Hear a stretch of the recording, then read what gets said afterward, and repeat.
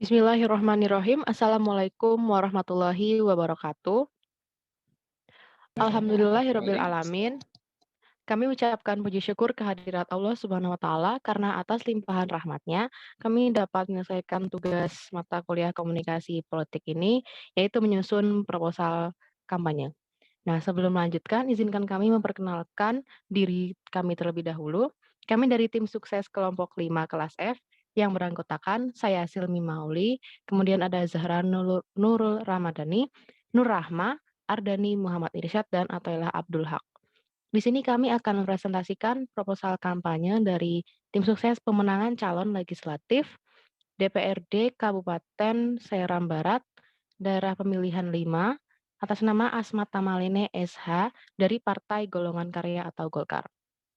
Selanjutnya kami akan memperkenalkan secara singkat calon legislatif kami, yaitu Asmat Tamalene. Beliau merupakan seorang lulusan S1 Studi Hukum yang berprofesi sebagai wira swasta sebelum terjun ke dunia politik. Beliau lahir di Buana Utara pada tanggal 20 Mei 1986 dan pada tahun 2019 Asmat Tamalene terpilih menjadi anggota DPRD Kabupaten Seram Barat dari fraksi Golkar. Pada tahun 2020, beliau menjabat sebagai Wakil Ketua Komisi 3 DPRD Seram Barat. Oke, selanjutnya yaitu wilayah Dapil 5 Seram bagian Barat, itu meliputi Kecamatan Huamual Belakang dan Kecamatan Kepulauan Manipa. Dan sudah dapat dilihat petanya sebagai berikut. Next. Itu udah yang enggak.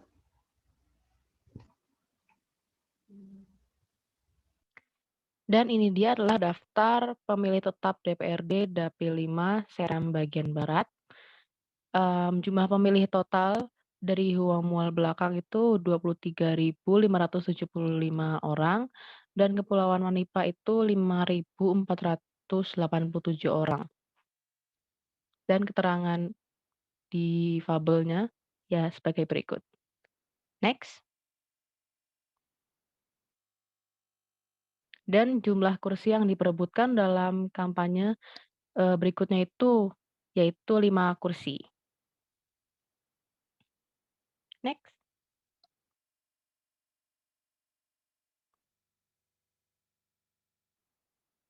Oke, untuk analisis situasi segmenting. Secara geografi, daerah barat dan barat laut merupakan daerah perbukitan dan pesisir. Secara demografi, mayoritas bekerja sebagai petani dan nelayan, didominasi oleh usia lanjut dan produktif, berpendidikan menengah ke bawah. Secara psikografi, sebagian besar masyarakat itu memiliki hubungan kultural yang masih kuat, terutama di daerah Huamual Belakang, sedangkan sebagian yang lain berkembang menjadi sebuah kecamatan yang stabil, yaitu Kepulauan Manipa. Next.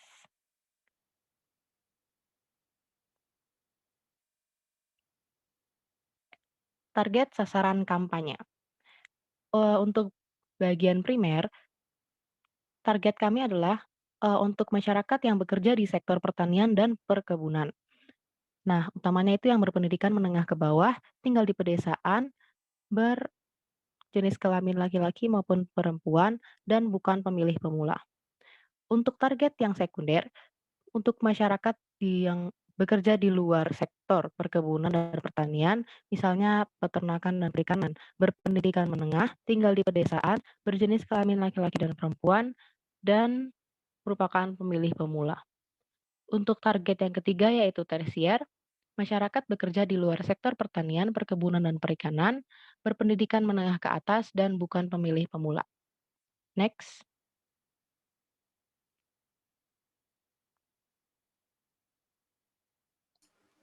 Lalu selanjutnya saya akan menjelaskan tentang analisis situasi atau positioning.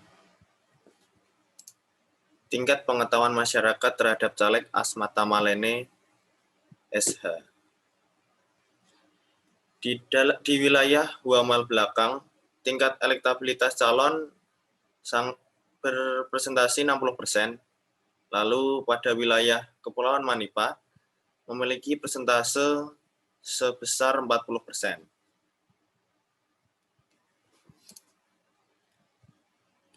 Lalu goals and objective. Yang pertama, identifikasi problem, yaitu sosialisasi belum efektif sehingga belum menjangkau masyarakat yang menjadi target sasaran. Yang kedua, tujuan kampanye, mempertahankan dan menambah jumlah suara Partai Golkar di parlemen, serta dapat menyelesaikan persoalan dalam kampanye.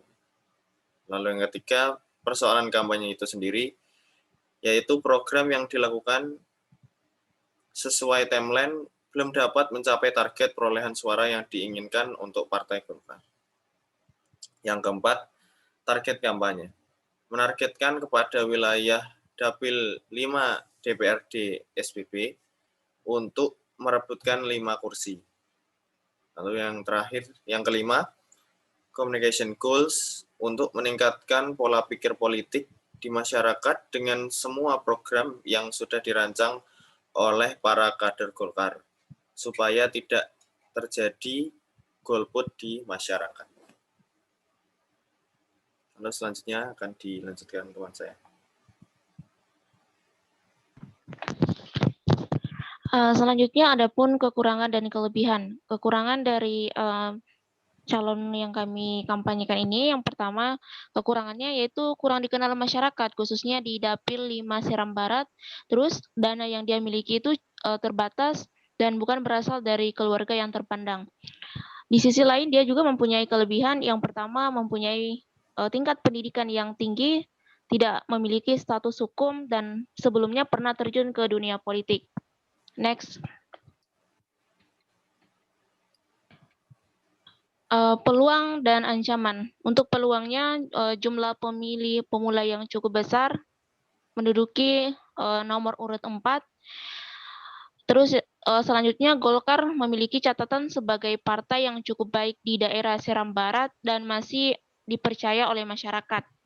Namun ancamannya yaitu politik uang dari caleg lain, terus bersaing dengan nomor urut 2 yang berasal dari keluarga terpandang di Seram Barat dan juga sebagai putra Bupati Seram Barat.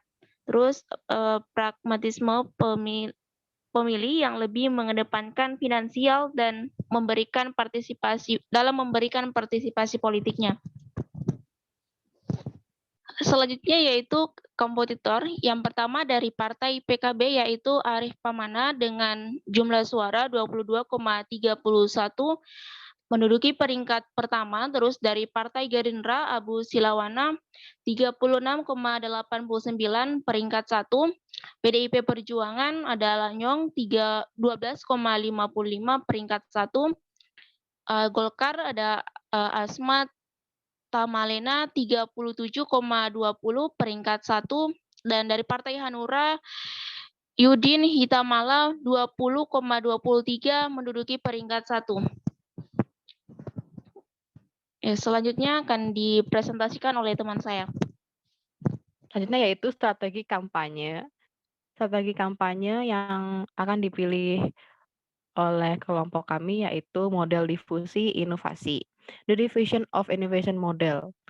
Penggagasnya adalah Everett M. Rogers. Model ini umumnya diterapkan dalam kampanye periklanan dan kampanye yang berorientasi pada perubahan sosial. Model ini menekankan pada proses difusi, yaitu proses mengalirnya informasi dan gagasan baru menuju halayak dengan saluran tertentu dengan waktu tertentu. Di dalamnya terdapat 4 tahap proses ketika kampanye berlangsung. Yang pertama itu tahap informasi atau tahap pengetahuan, yaitu halayak menerima banyak informasi tentang calon legislatif kami, contohnya yaitu melalui sosialisasi. Tahap kedua yaitu melalui tahap persuasi, yaitu ketika halayak mulai terpengaruh oleh kampanye di tahap informasi dan diharapkan adanya respon tertarik. Dan sebisa mungkin kami menekan disinformasi, misal halayak malah menerima informasi buruk, hoax, atau black campaign. Tahap ketiga yaitu tahap membuat keputusan. Dalam hal ini nantinya apakah halayak akan memilih calon anggota legislatif kami atau tidak. Tahap keempat yaitu menempati posisi paling strategis karena dalam tahap ini akan menentukan apakah halayak akan tetap setia memilih pilihannya atau loyal atau sebaliknya. Next.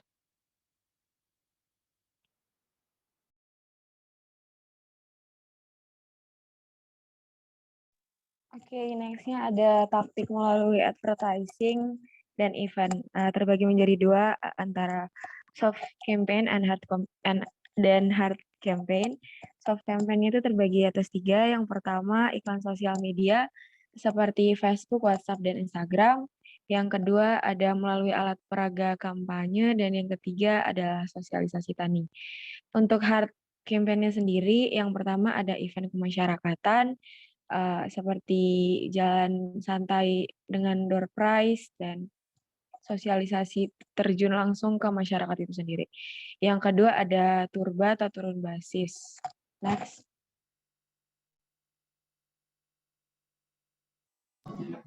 Baiklah, yang selanjutnya yaitu budgeting atau anggaran belanja. Untuk yang pertama yaitu nama kegiatannya sosialisasi media sosial dengan biaya Rp80.600.000. Yang kedua kunjungan masyarakat dan komunitas dengan biaya Rp50.400.000. Yang ketiga pelatihan usaha masyarakat dengan biaya Rp150 juta.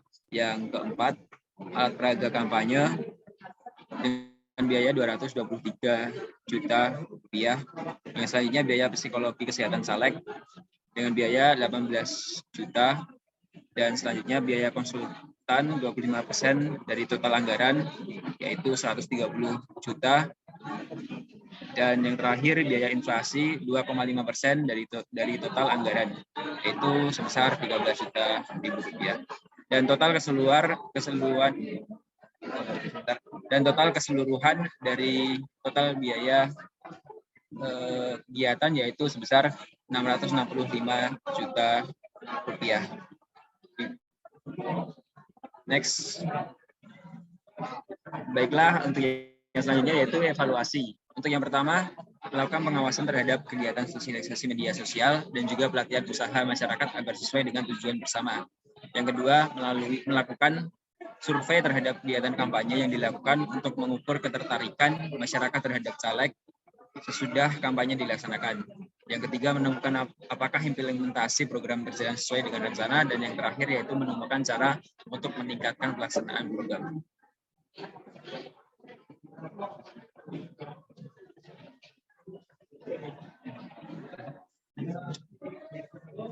Oke, untuk timeline kegiatan kampanye itu sendiri dilakukan dalam 12 bulan dari Januari sampai dengan akhir bulan yaitu Desember. Yang pertama ada sosialisasi melalui media sosial seperti Facebook, Instagram, dan lain-lain. Akan dilakukan pada minggu kedua pada bulan Januari, Februari, Maret, April, Mei, dan juga Juni. Selanjutnya sosialisasi tani akan dilakukan pada awal bulan di bulan Januari, Februari, Maret, April, Mei, dan juga Juni. Next.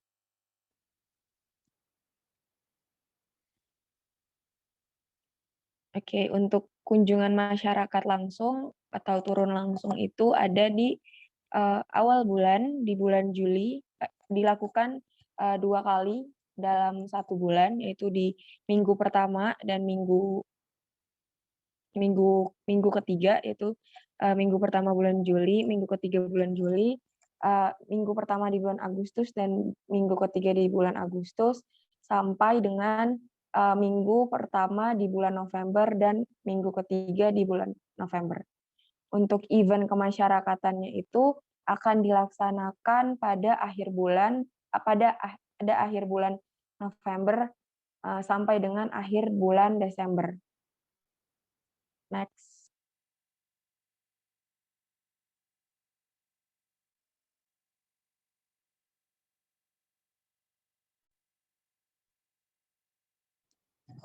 Itu dia tadi hasil presentasi dari kelompok 5 terkait dengan proposal kampanye pemenangan anggota legislatif Dapil 5 Seram bagian Barat dengan nama calon Asma Mahlene. Sekian dari kelompok 5. Apabila ada kesalahan kata mohon dimaafkan. Selebihnya, Assalamualaikum warahmatullahi wabarakatuh. Waalaikumsalam warahmatullahi wabarakatuh.